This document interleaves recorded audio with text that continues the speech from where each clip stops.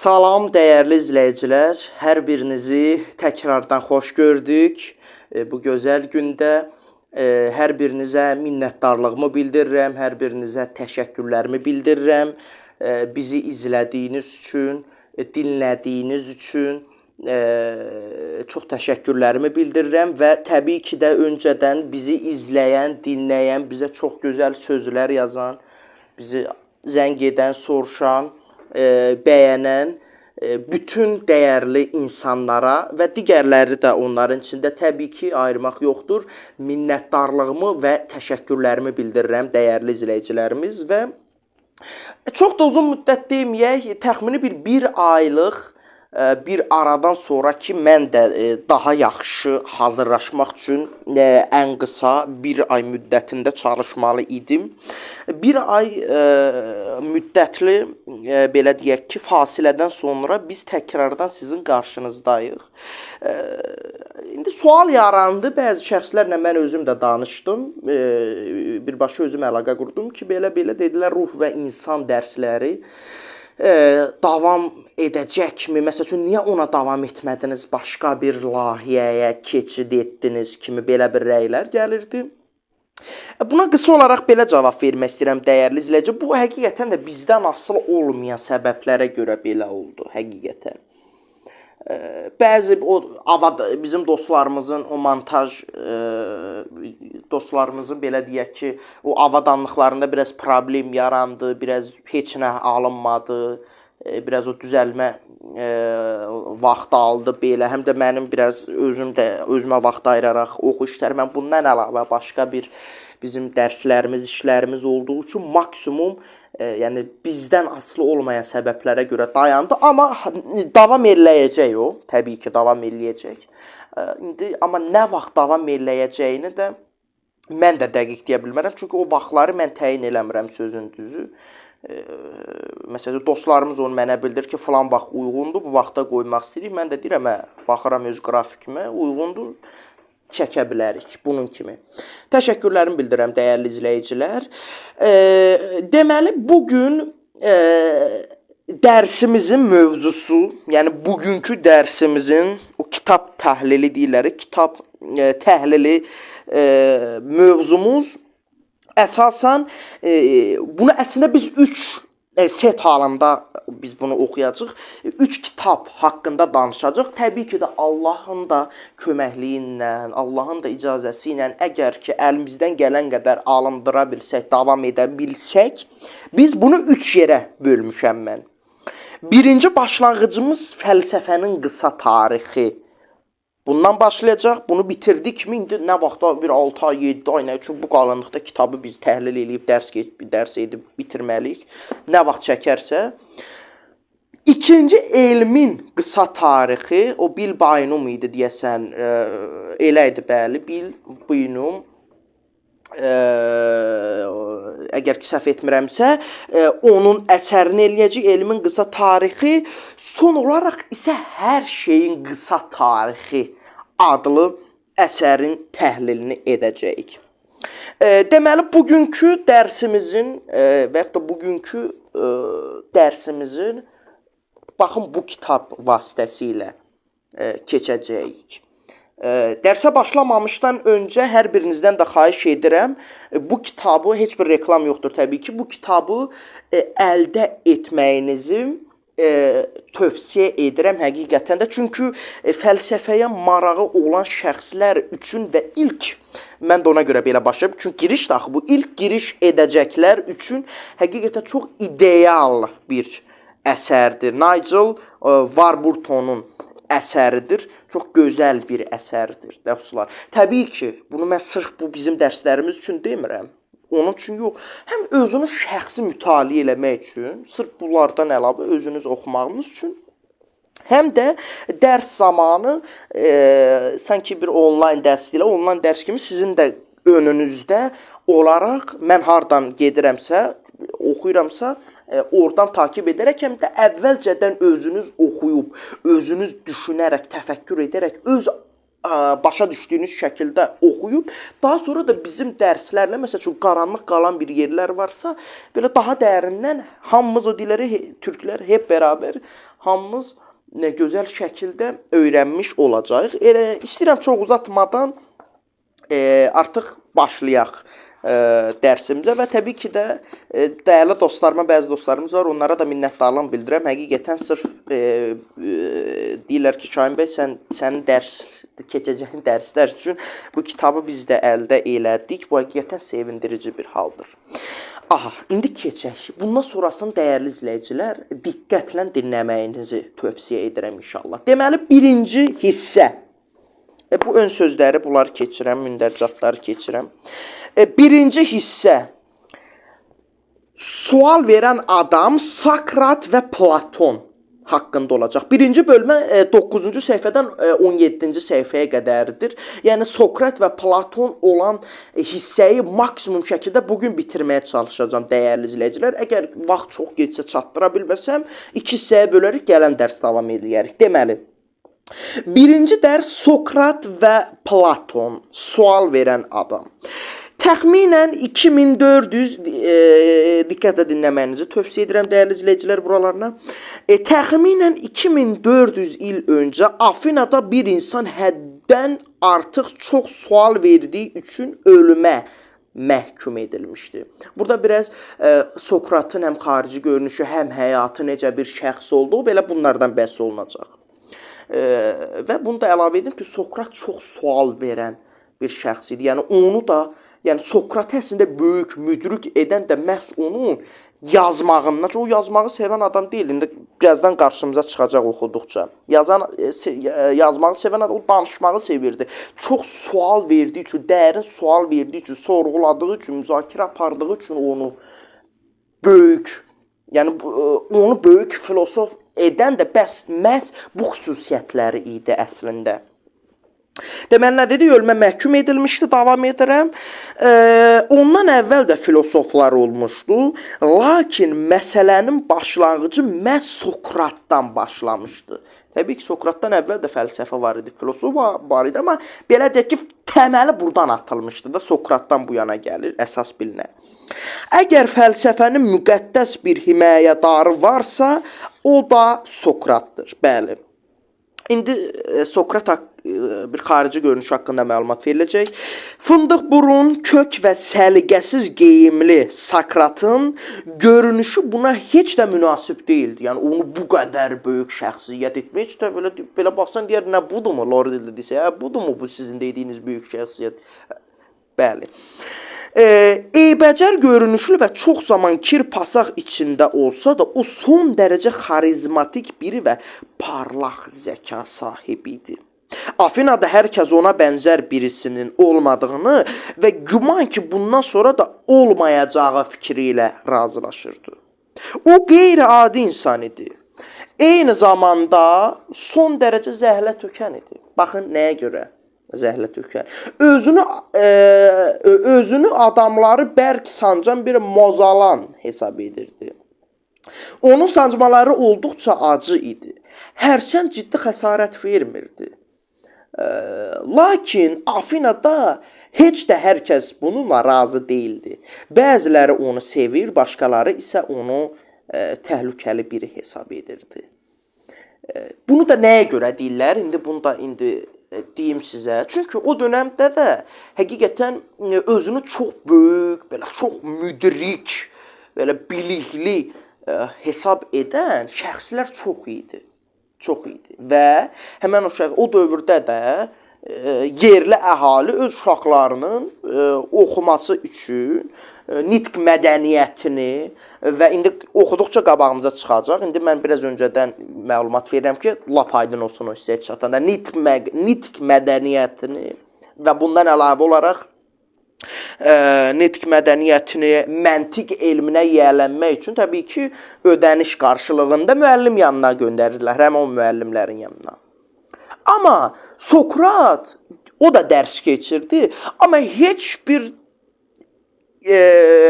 belə deyək ki, təmənnasız şəkildə keçirdi da o dərsləri. Hətta o özünü, mənim deyir, Sokratın hətta belə bir sözü var, mənim bildiyim tək ki, heç bir şey bilməməyimi bilməyimdir. Gör nə gözəl sözdür. Müdrik. Sokrat deyir ki, məni müdrik edən şey mənim əslində heç bir şeyi bilməməyimi bilməmdir. Yəni hər şeyi bilməməyimi bilməyimdir məni müdrik edən şey.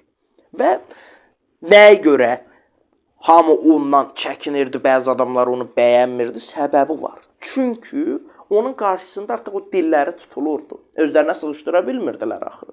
Çünki onunla müzahirə eləyəndə, bir müzakirəyə qatılanda, bir o debat kimi da o deyir, bu deyir. Hər zaman Sokrat elə dərinlikdə suallar verirmiş ki, onlar cavab verə bilmirmişlər. Ona görə Sokrata qarşı acıqları tuturmuş. Aha, keçirəm digərinə. Gəncliyində o Peloponnes müharibəsində Spartalılara qarşı döyüşmüş, cəsur bir əsgər olmuşdu. Orta yaşlarında isə bazarlarda və yarmarkalarda gəzib insanlara qəribə suallar verirdi. Boş və orta yaşlarında. Gəncliyində cəsur bir əsgər olmuş, Spartalılara qarşı döyüşmüş, amma ondan əvvəl orta yaşlarında bazarlarda, yarmarkalarda gəzib insanlara qəribə suallar verirmiş. Az çox gördüyü bütün iş elə bundan ibarət idi. Elə bundan ibarət idi. Yəni orta yaşlarında vaxtının çoxunu belə keçirərmiş. Bazarlarda, yarmarkalarda gəzib insanlara qəribə suallar verərmiş. Çox sual verən bir şəxs imiş. Lakin verdiyi suallar sarsıdıcı olurdu. İlk baxışda asan görünsələr də əslində bunlar çox qəliz suallar idi, verdiyi suallar. Ay baxana, bu nə danışır, bu nə sualdır?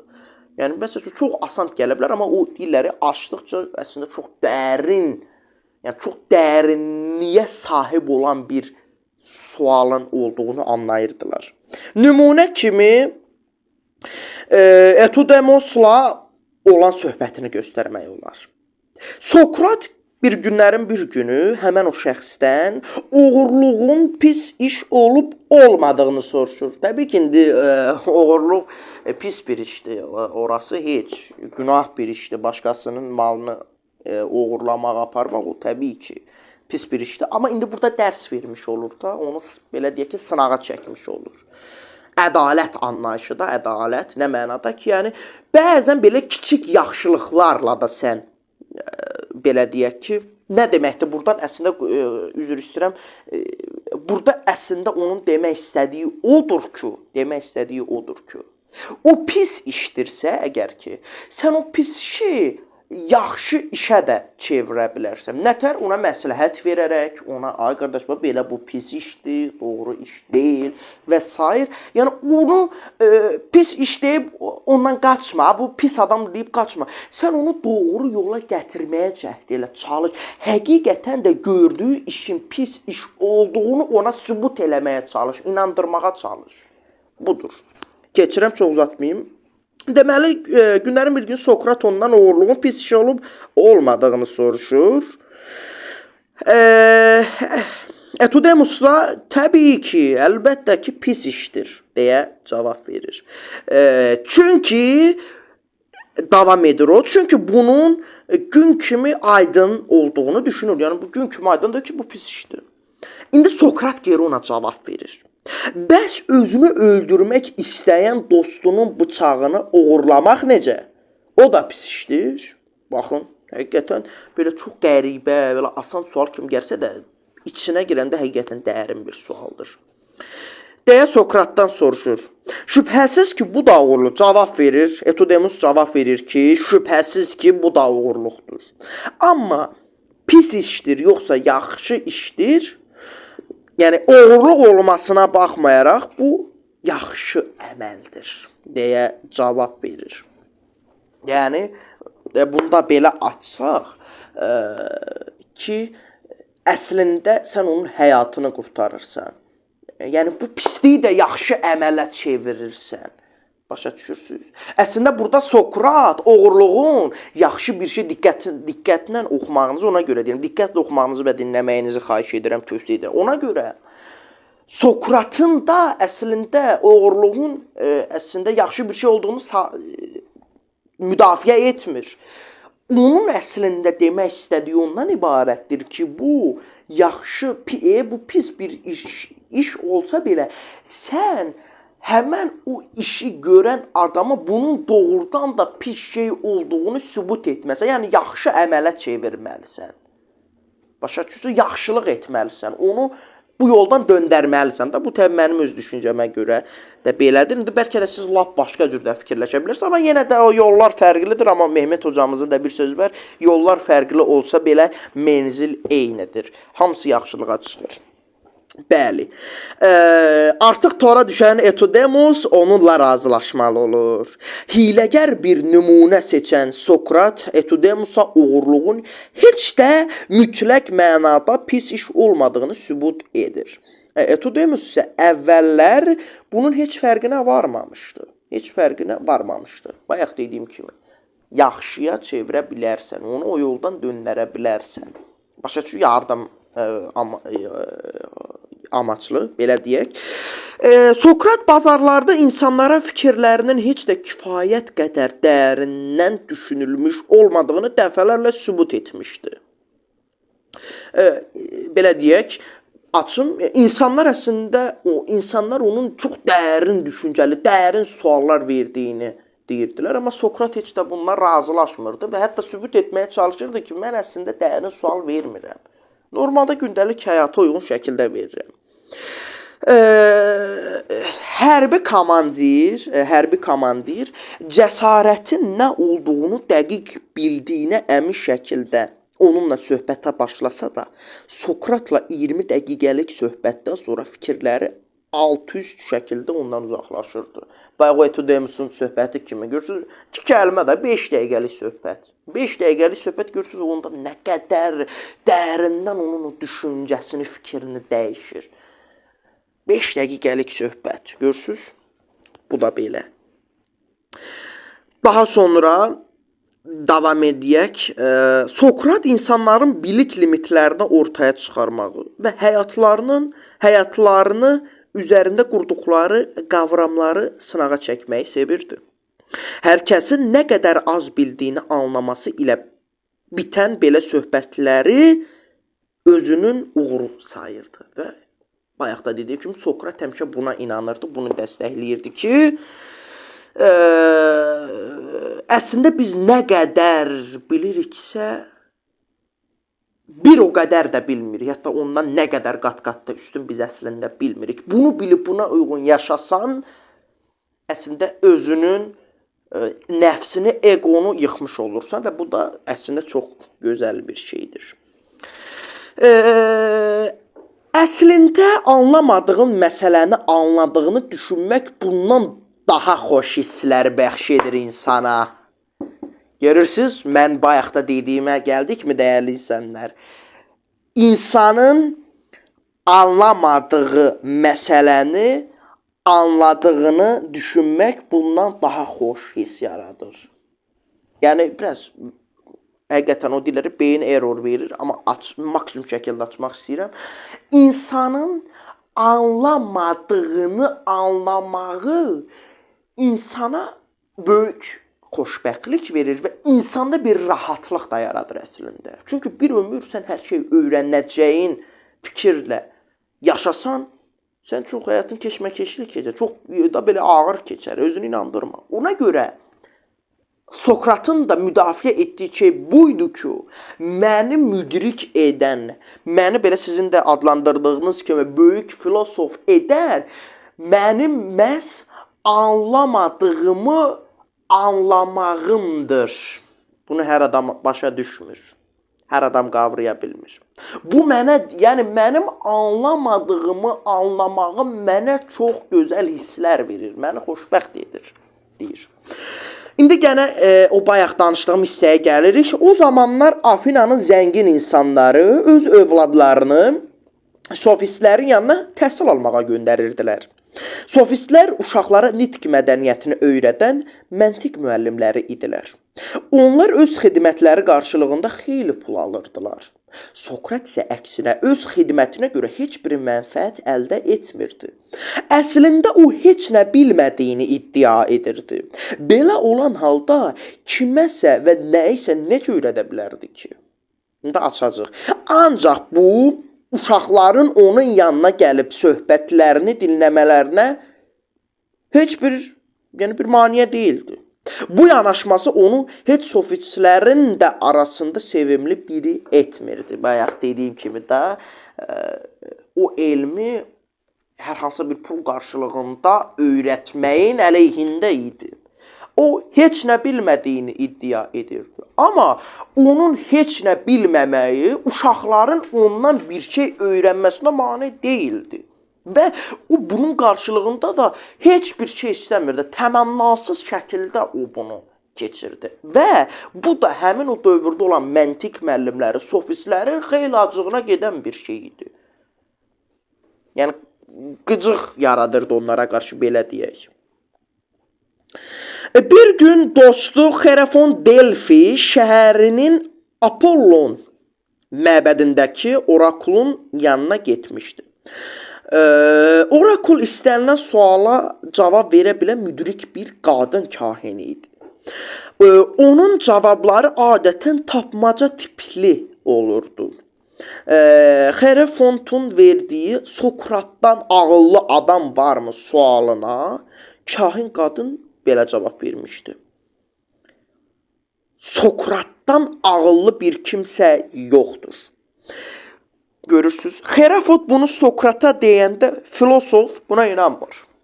Sokrat buna inanmır. Hətta təəccüblənir. Düşür küçələrə, yollara, indi sizə oxuyacağım. O çaşqınlıq keçirir. Bu qədər az bildiyim halda mən necə Afinanın ən ağıllı adam ola bilərəm axı, deyir. Özündən ağıllı bir adam tapmaq üçün o, insanlarla mübahisə etməyə illərlə vaxt sərf edəndən sonra ən nəhayət kahinin nə dediyini və haqlı olduğunu anladı. Başqa onun dostu gedir elə bir kahinin yanına. Deməli, onun dostu Apollon məbədində olan kahinin yanına gedir və ona sual verir ki, Sokratdan ağıllı bir adam varmı? O da deyir ki, Sokratdan ağıllı bir adam yoxdur. İndi bunu Sokrata deyəndə Sokrat buna inanmır. Çünki o əslində heç bir şey bilmədiyinə iddia edən bir, yəni buna inanırdı. Onun da fəlsəfəsi buydu da, belə deyək. Uzun illər, indi çox da detaylı deməyəcəm. Özünüz də təbii ki bu kitabı oxusanız biləcəksiniz. PDF-ləri də deyəsən türk dilində də var, bu dilində də oradan da oxuya bilərsiniz.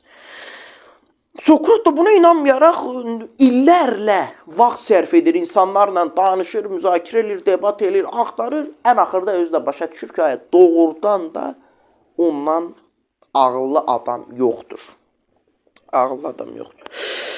İnsanların çoxu öz gördükləri işdən bacarıqlı və bilikli idilər. Sadəcə nə işi görsə ondan bacarığı var idi.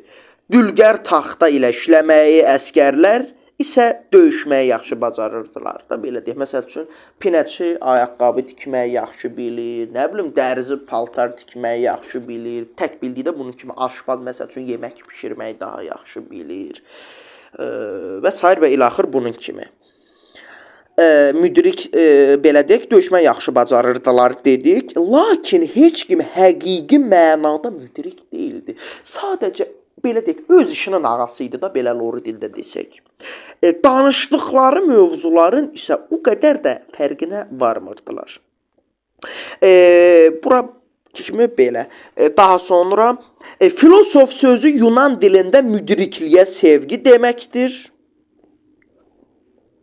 Qərb fəlsəfəsi, yəni bu kitabda haqqında söhbət açılan fəlsəfə qədim Yunanistandan bütün dünyaya yayılmış və şərqin ideyalarını da belə deyək ki, yararlanmışdı. Şərqin ideyaları ilə də yararlanmışdı. Demək, dedik ki, fəlsəfi sözünün Yunan dilində mənası müdrikliyə sevgi yaranmışdır. Və məhz də bu həqiqi, bu yəni fəlsəfə əsas Sokratdan bu yana, bilirsiniz, Yunanıstanda, antik Yunan dilləri, Yunanistandan bu yana artıq qərb fəlsəfəsi, şərq fəlsəfəsi artıq bütün hər yerə yayılmış oldu. Artıq bütün dünyaya açılmış oldu. Daha sonra çox da vaxt itirmədən biraz da sürətli şəkildə oxuyuram. Onun dəyərləndirdiyi müdriklik nə isə çox vacib bir adam dediyi üçün sorğusuz qəbul etmək deyildir. Dəlillər gətirməklə fikri əsaslandırmağa və suallar verməyə istinad edir. Deməli, bu nə deməkdir? Belə də açım. Müdriklik nə isə çox vacib bir adam dediyi üçün, belə deyək ki, məsəl üçün, bu müdrik adamdır. Bu deyir ki, məsəl üçün, falan bir söz deyir. Mən təmənnasız şəkildə ona inanıram.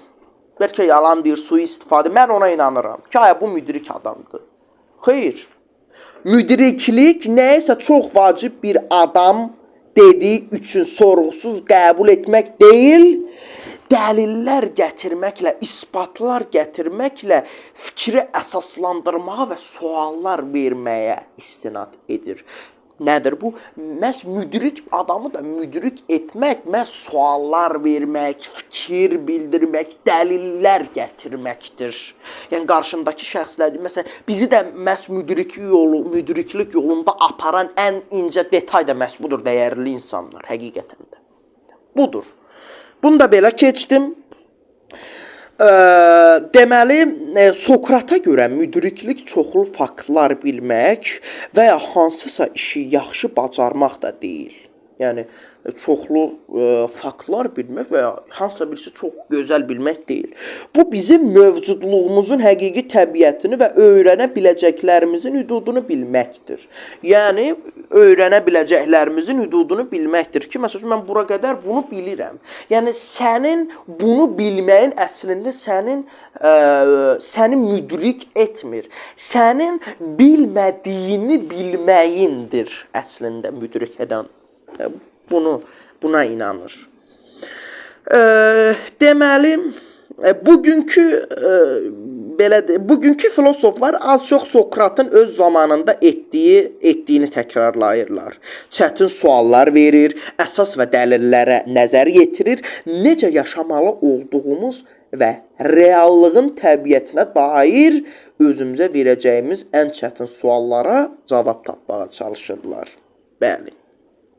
Yəni, Sokratın sistemindən getməyə, ona görə indiki filosoflarda da doğrudan var. Məsələn, nəyə əsasən deyirsən? Elmdə də var da, bu bilim deyil. Elm, məsələn, deyirlər bəzi adamlar ki, bilim, elm nə olduğunu deyil, niyə olduğunu sorğuluyur, dəlillər gətirməyi tələb edir, isbatlar gətirməyi tələb edir, məhz bu. Deməli, bunu da,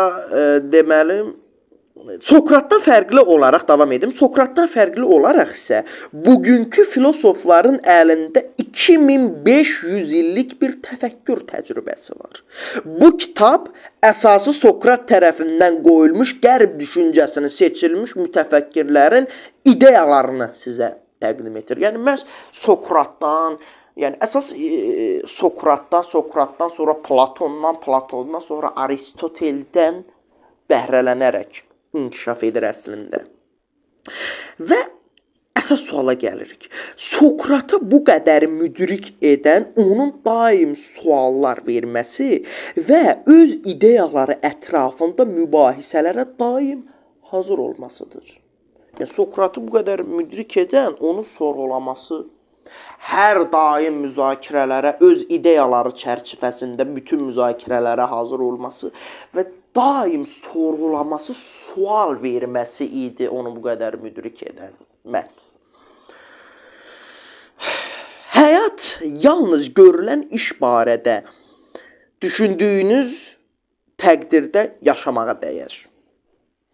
Yəni, düşüncəsiz mövcudluq heyvan üçün kafidir. İnsan üçün isə o yaramır. Yəni sual vermədən yaşasan, heç bir şeyi sorğulamadan, heç bir şeyə dəlil axtarmadan, heç bir şeyə də belə deyək, öz ideyaların ətrafında bir söhbət açmasa, heç də onda heyvan kimi olmuş oluruq axı. İndi əstəğfurullah, sizin şəxsiyyətinizə demirəm, əziz mən dəyərli izləyicilər, ümumi şəkildə deyirəm. Onda heyvanla fərqimiz qalmır, heyvandır sorğulamayan. Biz sorğulamalıyıq. Bizi heyvanlardan da, yəni digər canlılardan da ayırd edən məhz bizim sorğulamağımızdır, düşüncəmizdir, təfəkkürümüzdür. Bizi budur yaradılmışların üstündə yaradılmışların içində ən üstün edən.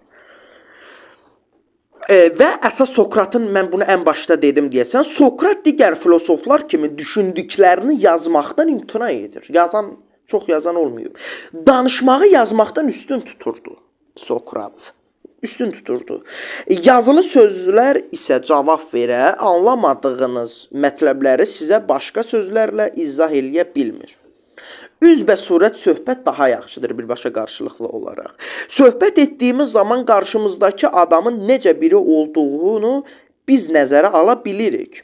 Fikrimizi daha yaxşı anlaşılması üçün müxtəlif üsullar seçirik. Yəni demək istəyir ki, kitabda sadəcə bir üsulla gedirəm, amma söhbət etdiyim zaman qarşımdakı şəxsi artıq mən tanıdığım üçün, belə lor dildə desə, onun anladığı dildən, ona lazım olan yerdən, ona lazım olan şəkildə mən ona hər hansısa bir mövzu haqqında məlumat verirəm. Amma kitab sistemində bir sistem gedir axı, anlayan da belə, anlamayan da belə. Artıq mən qarşı-qarşıya üzbəyüz həm söhbət olduğum vaxt onu tanıdığım üçün ona uyğun şəkildə artıq mən danışmağa başlayıram. Bəli, bu da belə getdik. Yazmaqdan imtina etdiyi üçün bu dahi insana nəyə inandığı və nələr barədə mübahisə etdiyini biz əsasən onun misilsiz tələbəsi olmuş Platonun əsərlərindən bilirik. O yazmaqdan imtina etdiyi üçün onun fikirləri və nəyə inandığını, fəlsəfəsini məhz Platondan öyrənirik. Platondan. Doğrudan da bu belə. Çünki yazmaqdan imtina edən adam olub bu. O da buna inanıb, amma Platon onun fikirlərini bizlərə çatdırıb. Sokratın mübahisə etdiyi insanlarla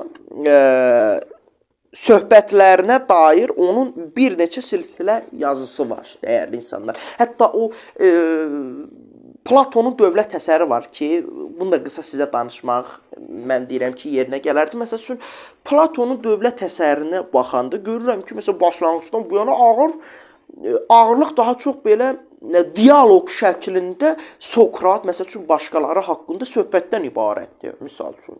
Artıq, məsəl üçün, ona görə bu kitabı oxuyandan sonra anladıq ki, məhz Sokratın düşüncələrini Platon bu əsərlər vasitəsilə bizlərə ötürmüş olur. İndi inşallah qismət olsa, dəyərli izləyicilər, indi ona çox var.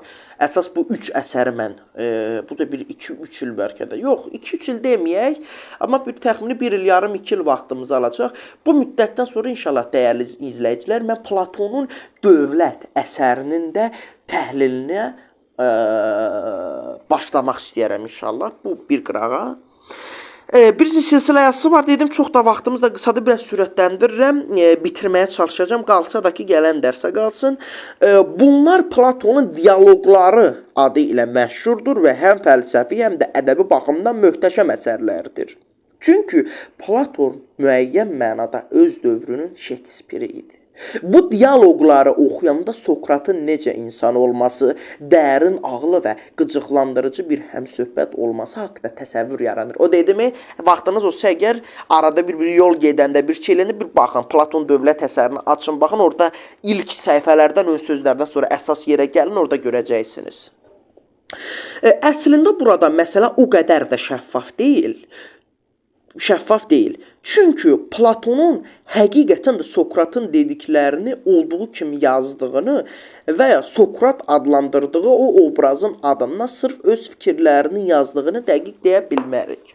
Amma dəyərli izləyicilər, mən bir dənə bir şey də deyim. Təbii ki, bu doğru deyil. Doğruluğunu biz dəqiq bilə bilmərik. Yəni, biz o qədər böyük mütəxəssis deyilik. Amma bunu deyim, bəzi şəxslər ki var, iddia edirlər ki, Sokrat əslində Platonun düşüncəsinin ideyasının, yəni bunun məhsuludur. Belə bir düşüncə də var. İndi bu nə qədər doğrudur, doğru deyil. Bunu indi mən bir iddia kimi deyirəm, doğruluğu, yalanlığı bilinmir. Var da elə bir yazılar həqiqətən, indi bilmirəm, nə vaxt oxumuşdum elə bir yazı ki, Sokrat, əslində Sokrat adlı bir şəxs olmuyor. Platonun düşüncəsinin məhsuludur. Bir o roman qəhrəmanları olur, yoxdur əslində. Jean Valjean ki, məsələn Victor Hugo'nun Səfirlər əsər və s. Belə də misal üçün deyirəm. Əslində elə bir adam olmuyor. Platonun düşüncəsinin məhsuludur Sokrat. İndi onun doğruluğu haqqında elə əslində danışsaq uzun çəkər, çox da biz qırağa çıxmayım, öz yolumuzdan gedək. Bu kitabda da qeyd olunduğu üçün deyirəm. Belə fikirlər həqiqətən var, amma doğruluğu hələ ki, tam doğruluğu hələ ki sual altındadır. Lakin dünyanın məhz göründüyü kimi olmamasına dair fikrin Platondan daha çox Sokrata aid olduğuna hamı inanır. Görüntü və reallıq arasında böyük fərq var. Biz anladığımızı düşünsək də əslində anlamırıq. Platon inanırdı ki, yalnız filosoflar dünyanın həqiqətən necə olduğunu anlaya bilərlər.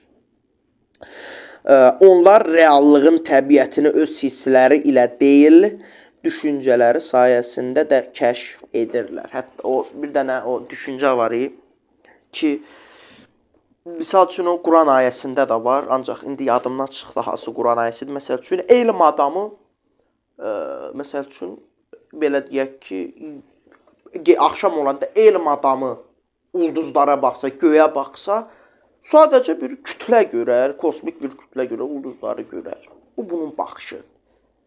Keçdik. Amma bir filosof görsə, bir Kant baxsa, bir Platon baxsa, bir böyük fəlsəfələr, bir böyük filosoflar baxsa, artıq elm adamından fərqli olaraq başqa bir şey görməyə başlayarlar. Sırf o kozmik o kütləyi görməzlər. Artıq fərqli bir şeylər də görməyə başlayarlar. Yəni baxış fərqi var. Baxış fərqi var, düşüncə fərqi var. Bəs bizim də dediyimiz budur. Deməli düşüncələr sayəsində kəşf edilir. Burada deməli biraz sürətləndirim. Bu fikri izah etmək üçün Platon bir mağara təsvirindən istifadə edir. Mağara. Bu xəyali mağarada insanlar üzləri divara doğru zəncirləniblər. Bu mağarada divara doğru zəncirləniblər. Gözlərinin qarşısında hərəkət edən kölgələri görür və bunların bir həqiqət olduğunu düşünürlər. Təsvirlər isə həqiqi deyillər. İnsanların gördükləri yalnız arxalarındakı alovun qarşısına tutulmuş əşyaların kölgələridir. Alovun qarşısına tutulmuş əşyaların kölgələridir. Bu insanlar bütün ömürlərini divarda əks olunan kölgələrin həqiqi əşya olduğunu düşünərək keçirirlər. Sonra onlardan biri zəncirlərdən qurtularaq alova tərəf dönür. Öncə alovun parlaq işığı onun gözlərini qamaşdırır. Biraz sonra o işığa alışır və harada olduğunu anlamağa başlayır. Mağaradan çıxıb gün işığında öz ətrafına baxa bilir. Mağarada geriyə dönüb həqiqi dünyada gördüklərini danışanda mağaradakı zəncirlənmiş insanlar ona inanmırlar. Zəncirdən azad olan o insan bir filosofdur. O təsvirlərin ardını görməyi bacarır. Nə deməkdir? Dediyim kimi. Belə başa salın bunu.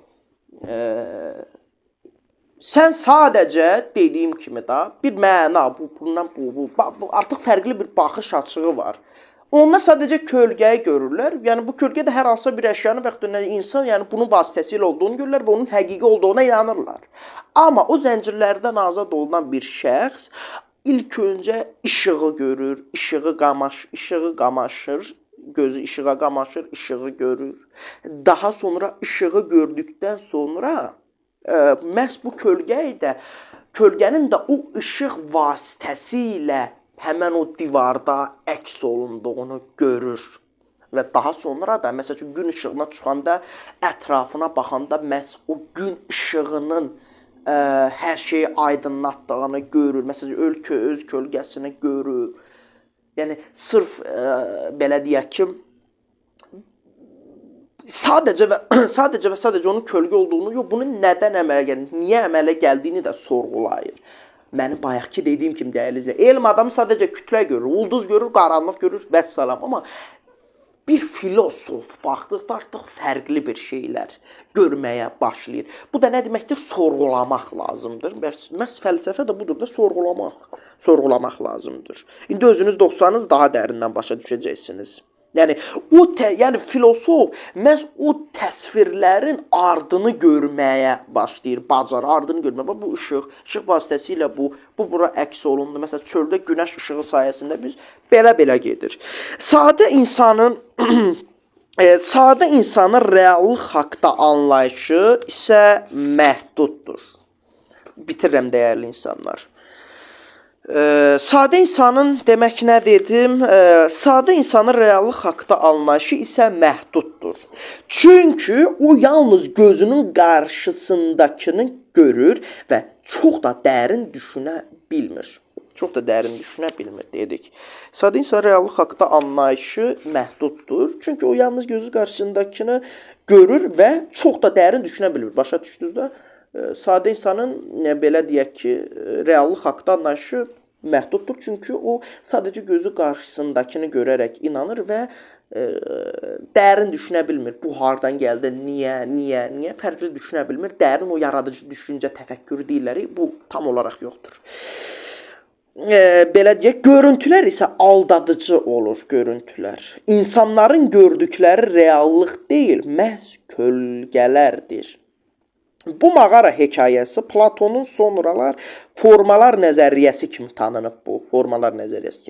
Bunu anlamağın ən yaxşı yolu isə nümunələrdir. Həyatda gördüyünüz bütün çevrələri yadınıza salın. Onlardan hansı ən mükəmməl çevrə olur?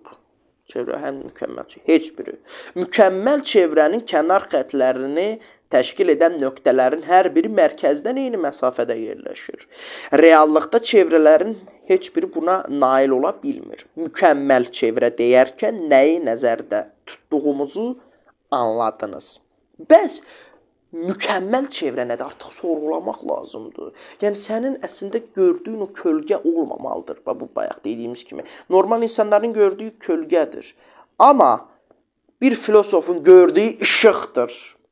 O kölgənin işıq vasitəsilə göründüyünü anlayır. Nə deməkdir? Yəni məhz həqiqətin işıq olduğunu anlayır. Çünki işıq olmasa həqiqət də belə deyək ki, yəni bu həqiqət olmasa da sən başqa şeyləri görə bilmərsən. Nə deməkdir? Yəni işıq olmasa həqiqəti görə bilmərsən. Sən məhz işıq vasitəsilə onu görə bilirsən. Artıq sən sorğulamalısan ki, bu kölgə həqiqət deyil. Bu nəyisə vasitəsilə görünür. Yəni nədənsə asılıdır bu. Bu müstəqil nədənsə asılıdır. Bu isbatda da belə verilir. Allahın varlığının isbatında da bu keçir. Yəni işığın xaricində olan bir işi. Bu haqda danışarıq gələcəkdə. Aha, belə. Deməli, mükəmməl çevrə deyərkən nəyi nəzərdə tutduğumuzu anladınız. Bəs mükəmməl çevrə nədir? Sorğulamaq lazımdır. Platona görə mükəmməl çevrə ideyası çevrənin forması ilə bağlıdır. Çevrənin nə olduğunu anlamaq istəyirsinizsə, diqqətinizi kağız üzərində çəkə biləcəyiniz və gözlə görə biləcəyiniz çevrələrdə deyil, çevrənin məhz formasında cəmləməlisiniz. Çünki çəkə və görə bildiyiniz çevrələrin heç biri mükəmməl çevrə sayıla bilməz. Buna uyğun olaraq Platon düşünürdü ki, yaxşılığın nə olduğunu anlamaq üçün onun görünən təzahürlərinə deyil, formasına baxmaq lazımdır, ölçmək üçün. Formasına dediyim kimi həqiqəti axtarmaq lazımdır, sorğulamaq lazımdır. Filosoflar da formalar haqqda bu cür abstrakt düşünə bilən insanlardır. Adi insanlar dünyanı öz duyğu orqanları ilə qavradıqlarından həqiqətə yaxın düşə bilmirlər. Filosoflar reallıq haqqında düşünməməyi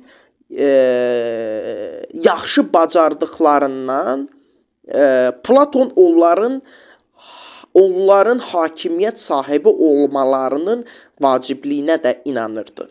Baxın, özünün də ən məşhur Dövlət adlı əsərində o xəyalında olduğu mükəmməl cəmiyyəti təsvir etmiş olur.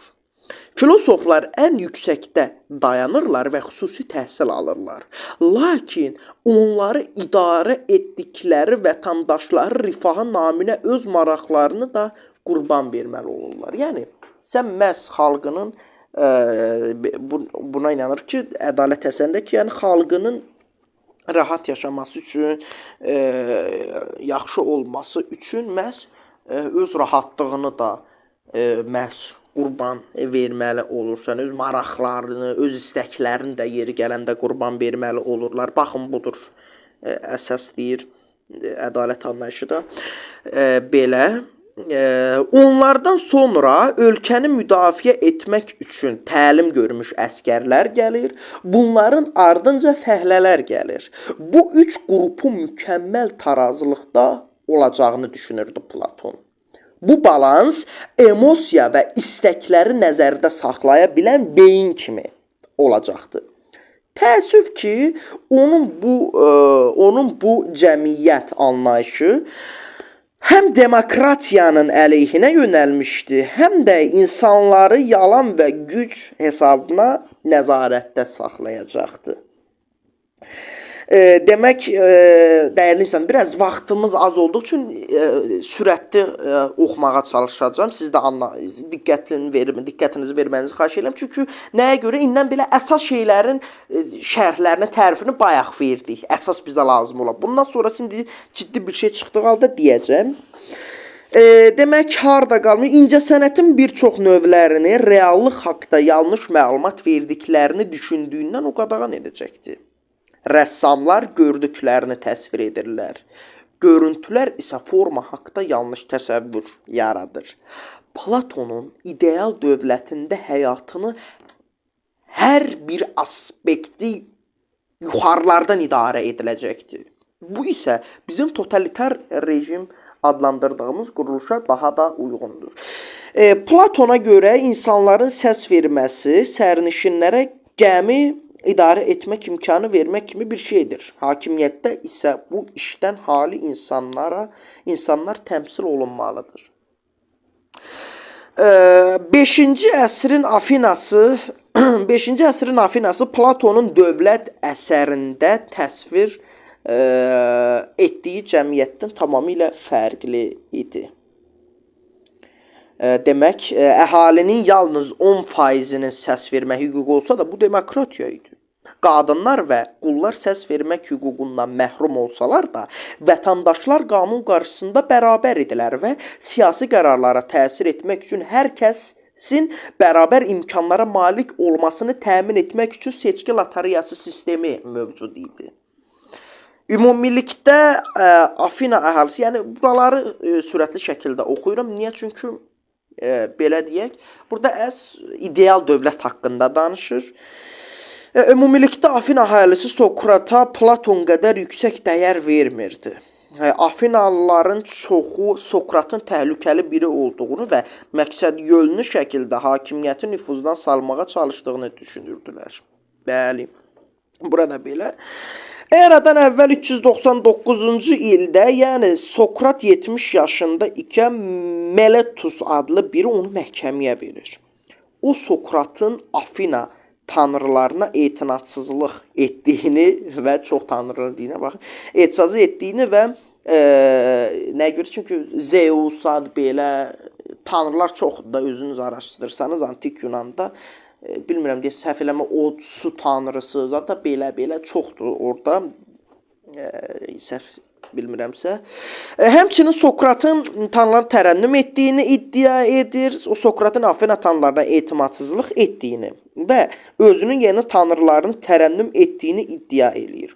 Həmçinin Sokratın gənclərə yanlış tərbiyə verdiyini və hakimiyyət nümayəndələrinə qarşı çıxmağı aşladığı da iddia edirdi. Yəni deyirəm də bayaqki dediyim kimi Sokratın bu qədər bilik və düşüncələri onlarda konkret qıcıq yaradır. Çünki bir 5 dəqiqəlik söhbətdə onlar artıq dilləri dolaşırdı, heç bir cavab verə bilmirdilər. Aha, bunların hər ikisi ciddi ittiham idi. Onların nə dərəcədə həqiqətə uyğun olduğunu indi demək çətindir. Bəlkə də Sokrat həqiqətən öz tələbələrini hakimiyyətə qarşı itaətsizliyə çağırırdı və onun Afina demokratiyasına rişxəndlə yanaşmasına dair bəzi dəlillər var. Yəni bunu dəqiq deyə bilmərik. Bəlkə də doğrudan da belə bir çağrıları olub Sokratın. Bu onun xarakterinə uyğun idi. Bilinən əsl həqiqət isə Afinalıların çoxunun onun günahkar hesab etməsidir. Onun günahkar olub olmamasına səs qoyuldu. Münsiflər heyətinə üzv olan 501 vətəndaşın yarıdan çoxu Sokratın günahkar olmasına səs verdiyi üçün ona ölüm cəzası kəsildi. Artıq 70 yaşında olduğu dövrlərdə. Yəqin ki, istəsəydi özünün günahsız olduğunu o sübuta yetirə bilərdi. Bunun əvəzində isə özünün Mozalan ləqəbinə sadiq qalaraq yanlış bir iş görmədiyini və Afinalıların əslində ona minnətdarlıq hissi duymalı olduqlarını deyib onları daha da qəzəbləndirdi. Bu isə vəziyyəti lap ağırlaşdırdı. Bədənini asta-asta iflic edən bir zəhər içməklə özünü öldürməyə onu məcbur etdilər. O arvadı və 3 oğlu ilə vidalaşdı. Tələbələrini başına topladı. Əgər onu sual vermədən yaşamağa davam etmək kimi bir seçim olsaydı belə, o bu seçimdən istifadə etməzdi. Belə yaşamaqdansa, yəni sorğusuz, sualsız, dəlirsiz, sual verməmək, sorğusuz şəkildə yaşamaqdansa ölməyi üstün tutardı. Daxilindəki səs ona hər şey haqda sual verməyə diktə edirdi və o bu səsi dinləməyə bilməzdi əslində. Zəhər dolu qədəhi başına çəkməklə Sokrat tezliklə həyatla vidalaşdı. Lakin Sokrat Platonun dialoqlarında hələ də yaşayır.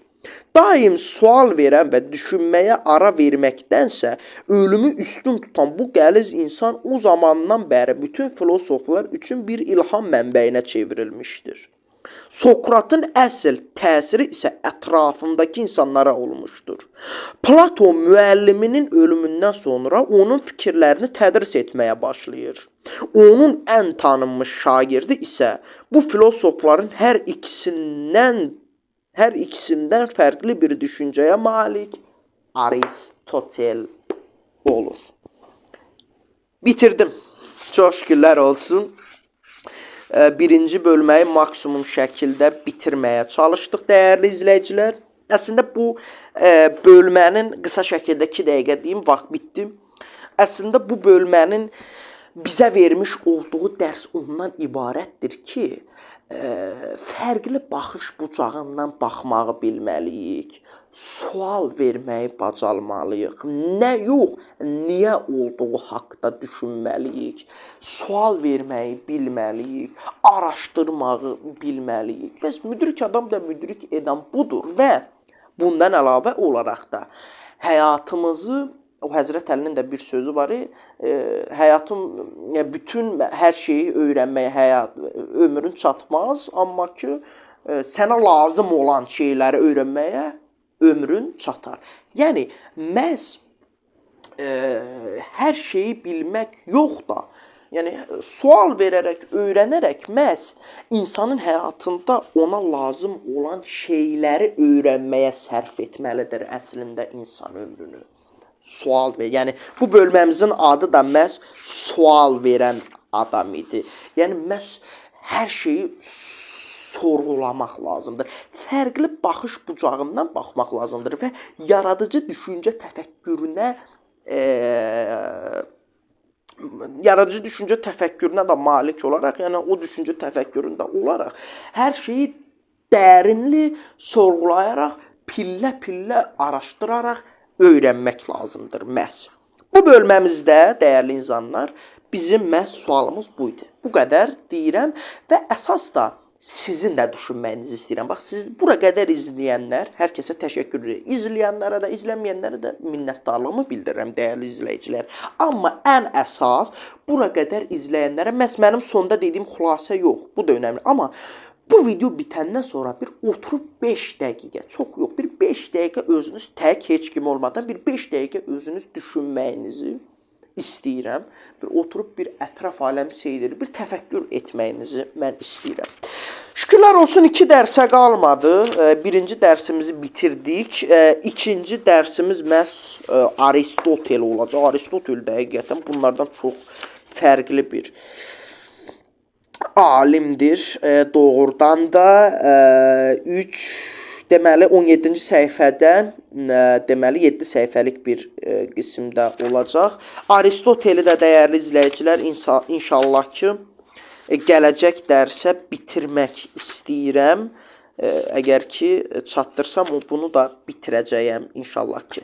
Deməli bugünkü dərsimiz bu qədər dəyərli izləyicilər. Əgər ki anlamadığınız, başa düşmədiyiniz bir şey olarsa şərh olaraq yazın, gələcək dərslərimizdə təkrardan izah etməyə çalışacaq və bu kitabı da həqiqətən almağınızı tövsiyə edirəm. Dərslərdən də əlavə özünüz də oxuyub dərs çıxara biləcəyiniz həqiqətən çox gözəl, əhatəli, yaxşı bir əsərdir doğrudan da. Bugünkü dərsimiz bu qədər dəyərli izləyicilər. Bizi izlədiyiniz üçün, dinlədiyiniz üçün təşəkkür edirik. Gələcək dərslərimizdə görüşənə qədər diləyirik. Sağ olun, salamat qalın, özünüzə yaxşı baxın. Təşəkkürlər.